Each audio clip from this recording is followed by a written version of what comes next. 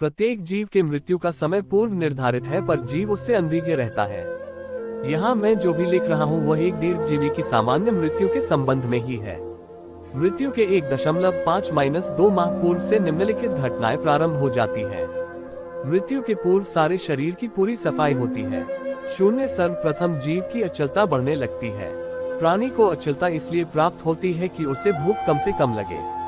एक, भूख कम लगने के कारण जीव धीरे 2 कम से कम तर खाने लगता है। 2, वह जितना ही कम खाता है उतना ही अधिक मल विसर्जन करता है। इसे मल फूटना भी कहते हैं। यह मल अत्यंत दुर्गंध युक्त होता है। यह प्रक्रिया 10-15 दिनों तक चलती है। उसके पश्चात मल विसर्जन सामान्य हो जाता है। इसी समय जिह्वा जीभ का स्वाद चला जाएगा। प्राणी को खाने की तनिक भी इच्छा नहीं होती। ये स्वाद जाना प्राकृतिक है, क्योंकि पेट की सफाई हो चुकी है। अब उसमें कुछ भी जाना नहीं चाहिए। यदि स्वाद रहेगा तो प्राणी कुछ न कुछ खाएगा अवश्य। 3, अन्य प्राण धीरे 2 कमजोर होते ही चले जाते हैं। 4, व्यांग जो कि रक्त संचालन करता है, प्राण शिथिल होने से प्राणी को सांस लेने में कष्ट होने लगता है। बहुत परिश्रम से वह सांस ले पाता है। इस समय रक्त संचालन में बहुत बाधा आने लगती है और रक्तचाप बहुत बढ़ जाता है। कुछ मूर्ख लोग इस बढ़े हुए रक्तचाप को कम करने का प्रयास करने लगते हैं, जिससे प्राणी को अधिक दिनों तक कष्ट मिलता रहता है। कुछ सुधार होता नहीं। यदि रक्तचाप कम करने की दवा उसको दी जाएगी तो उसका गलत प्रभाव किडनी पर पड़ने लगता है और उसके पंजे गुब्बारे की तरह फूल जाएंगे। लोगों को इस प्रकार की मूर्खता करने से बचना चाहिए। 5, अभिश्वसन तंत्र की सफाई बाकी है। उसे यकायक प्यास अधिक लगने लगती है। जब प्यास लगती है तो वह ठंडा पानी पीने के लिए मांगता है। गर्म पानी जीभ में स्वाद समाप्त होने के कारण उसे बिल्कुल भी अच्छा नहीं लगता। जब ठंडा पानी पिएगा तो उसे कफ हो जाएगा। कफ बहुत सारा निकलेगा। जल तो स्वेद, पसीना, मल व मूत्र के रूप में निकल जाता है। फेफड़ों की गंदगी कफ के द्वारा ही निकलेगी। 6, इस मल विसर्जन की अवस्था में कई बार वमन, उल्टी भी होगी। कफ आखिरी सफाई होती है। 7, इसके पश्चात एक दिन ऐसा लगेगा कि वह ठीक हो रहा है, पर वही उसका अंत समय होता है। 8, अब उसकी मृत्यु हो जाती है। मनुष्य के सुकर्म या कुकर्म कर्म ही मनुष्य को मृत्यु की उस जगह तक ले जाते हैं जो जगह उसके कर्मों के हिसाब से तय है। कर्मों के सिद्धांत से संपूर्ण जगत चलता है। यहाँ झाड़ का एक पत्ता भी बिना कर्म सिद्धांत के, बिना कारण के नहीं हिलता।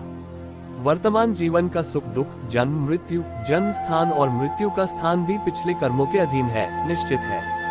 इसके मेरे पास बिल्कुल 2 सत्य उदाहरण है। 1995 या 1996 के आसपास जो किल्लारी का भूकंप हुआ था, ये तो आप सब जानते ही हैं। उस भूकंप में उस गांव के लगभग बहुत सारे लोग मारे गए। उस गांव का एक व्यक्ति उस समय मुंबई में था, कुछ काम से आया हुआ था। जब वह भूकंप हुआ तब वह सब समाचार हम लोग टीवी पर देख रहे थे। उसमें वह व्यक्ति भी था और बड़ा दुख कर रहा था। मृत्यु का भय। मृत्यु का भय शायद इस सृष्टि का सबसे बड़ा भय है। हर किसी को ये डर सताता रहता है कि आज नहीं तो कल उसे इस मोह माया के बंधन को तोड़कर जाना ही होगा। अब ना जाने वह पल कब आएगा और कैसे आएगा। भौतिक संसार। जिस क्षण मनुष्य इस भौतिक संसार में जन्म लेता है, उसी क्षण से उसकी मृत्यु का समय, तारीख और कारण सब कुछ निश्चित हो जाता है। आप कह सकते हैं जन्म के समय से ही मृत्यु के लिए उल्टी गिनती भी शुरू हो जाती है। मृत्यु एक ऐसा विषय है जो हमेशा से ही इंसानी मस्तिष्क के लिए जिज्ञासा का केंद्र रहा है। मृत्यु से पहले होने वाले आभास, मृत्यु के बाद आत्मा की यात्रा, पूर्वजन्म और पुनर्जन्म का सत्य आदि कुछ ऐसे सवाल हैं जो हर किसी को परेशान करते हैं। भूत प्रेत। यही वजह है कि विज्ञान जो हमेशा भूत प्रेत और आत्माओं जैसी बातों को नकारता रहा है, उसके आधार पर भी आत्मा के शरीर से बाहर निकलने और फिर उसकी आगे की यात्रा पर शोध करने लगे हैं। विज्ञान तो आज मृत्यु और उसके हालातों पर ध्यान आकर्षित करने लगा है, लेकिन हमारे पुराणों में मृत्यु से जुड़ा लगभग हर रहस्य उजागर किया गया है।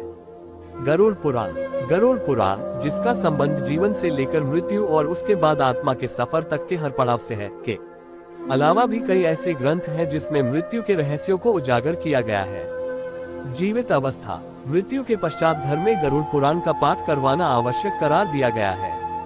मौत के बाद जब आत्मा शरीर छोड़ देती है तो उसकी यात्रा कैसी होती है, जीवित अवस्था में किए गए कर्मों का दंड और फल उस आत्मा को क्या और कैसे मिलता है, किस पाप की क्या सजा निश्चित की गई है, ये सब गरुड़ पुराण में उल्लिखित है।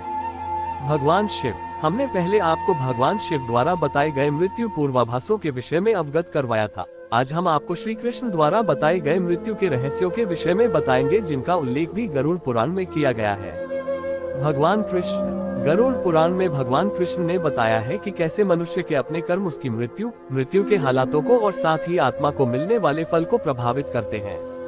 जीवन का अंत। भगवान कृष्ण के अनुसार वे लोग जिन्होंने अपने जीवन में कभी किसी का बुरा नहीं किया होता, जिन्होंने हमेशा सत्य और सही के मार्ग को ही अपनाया होता है, उनके जीवन का अंत बहुत शांत तरीके से होता है। उन्हें किसी प्रकार की समस्या का सामना नहीं करना पड़ता। आध्यात्मिक राह पर न चलने वाले, दूसरों का बुरा करने वाले, अपने कर्मों और वचनों से दूसरों को तकलीफ पहुंचाने वाले लोगों का अंत बहुत बुरा और दर्दनाक होता है। दूसरों का विश्वास। जो लोग दूसरों का विश्वास तोड़ते हैं, धोखा देते हैं, इसके अलावा वे लोग जो अपने जीवन में घृणित कृत्य करते हैं, उनकी मृत्यु जितनी बुरी हो सकती है वह होती है। ऐसे लोगों को पता भी नहीं चलता और उनकी मौत उनके सामने आकर खड़ी हो जाती है। अचेत अवस्था। बहुत से लोग ये सोचने लगे होंगे कि अचेत अवस्था में मृत्यु होना तो एक सौभाग्य की बात है। हमें दर्द महसूस भी ना हो और मृत्यु भी हो जाए, इससे बेहतर और क्या हो सकता है। अनुभव। लेकिन जिस अवस्था की हम बात कर रहे हैं वो अवस्था ऐसी है कि आप अपने साथ घटित होने वाला कोई भी अनुभव किसी को बता नहीं पाते और ना ही किसी को सहायता के लिए बुला पाते हैं। होने वाली मौत। इससे पहले कि आपको अपनी होने वाली मौत का आभास हो या आप अपने लिए कोई प्रयत्न कर पाए, आपके शरीर की सारी ऑक्सीजन आपकी अंतिम सांस तक आपका साथ छोड़ जाती है। मौत के समय। यूं तो कभी कोई भी मनुष्य अपनी मौत के समय का अनुमान नहीं लगा सकता, लेकिन कुछ ऐसे संकेत हैं जो आने वाली मौत की ओर साफ इशारा करते हैं। आइए जानते हैं क्या है वो। भूख मर जाना। संबंधित विषय पर शोध कर रहे वैज्ञानिकों का कहना है कि मृत्यु से कुछ दिन पहले व्यक्ति का खाना पीना बंद हो जाता है, उसकी भूख प्यास दोनों खत्म हो जाती है। ये पहला संकेत है कि अब उस व्यक्ति का अंत निकट है। अत्यधिक कमजोरी। संबंधित व्यक्ति का शरीर इतना कमजोर हो जाता है कि वह न तो अपने आप खड़ा हो पाता है और न ही अपना कोई भी काम खुद कर पाने में सक्षम रहता है। मामूली से मामूली कार्य भी वह कर पाने में अक्षम हो जाता है। नींद ना आना। नींद बिल्कुल नहीं आना, हर समय जागते रहना और शरीर में संवेदनशीलता की कमी ये दर्शाती है कि अंतिम घड़ी बहुत निकट आ गई है। आसपास रहने वाले व्यक्तियों की मौजूदगी ना तो महसूस होती है और ना ही उससे कोई अंतर पड़ता है। बिना सोचे समझे बोलना। जिस व्यक्ति के शरीर से प्राण निकलने वाले होते हैं उस व्यक्ति की आवाज भी अपने आप निकलने लगती है। वह बिना सोचे समझे बोलता है या कह सकते हैं कि बड़बड़ाने लगता है। वह क्या बोल रहा है कुछ समझ नहीं आता। हल्का महसूस होना। संबंधित व्यक्ति को अपना शरीर बिल्कुल हल्का होने लगता है, उन्हें अपना वजन ना के बराबर प्रतीत होता है। पारलौकिक संसार। इतना ही नहीं, मृत्यु की चौखट पर खड़े व्यक्ति का भौतिक संसार से उनका मन उब जाता है और वो पारलौकिक दुनिया की बातें करने लगते हैं। वह व्यक्ति भूकंप का समाचार सुनते ही तुरंत अपने गांव चला गया।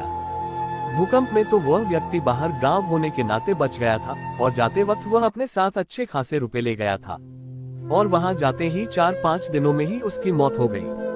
अब देखो इससे क्या साबित होता है। उन कुछ लोगों की मौत उस समय प्रकृति की तरफ से तय थी। भूकंप केवल निमित्त मात्र था और यह इंसान जो बच गया था वह वहां जाते ही मर गया। इसका यही मतलब होता है कि उसका मृत्यु और मृत्यु का स्थान पहले से तय था। वह मुंबई में और कुछ दिन रह सकता था, लेकिन उसकी मौत उसे वहां बुला रही थी और वह भागा भागा चला गया और वहां जाते ही उसकी मृत्यु हुई।